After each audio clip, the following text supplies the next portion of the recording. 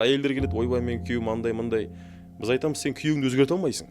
Өйткені Аллах тағала Құранда айтады, сендер өздерің өзгертпейінше, мен сендерді өзгертпеймін дейді. Демек сіз өзгерте алмайсыз, бірақ сіз өзіңіздің өмірлік принциптарыңызды бекіту арқылы, яғни өзіңізді өзгерту арқылы әлгі күйеуіңізге оның өзгеруіне себеп бола аласыз. Дәл солай еркектерге де қатысты. Еркектер де келеді, ойбай әйелім тыңдамайды, бүйтпей сөйтпейді. Сосын мен айтамын, мойындаш, сыртта басқа қыздарға қарайтын әдетің бар ма десем, енді ол по-любому болады ғой дейді. Мен айтамын, неге соларға сыйлаған сыйлығыңды, соларға берген вниманияңды өз әйеліңе бермеске?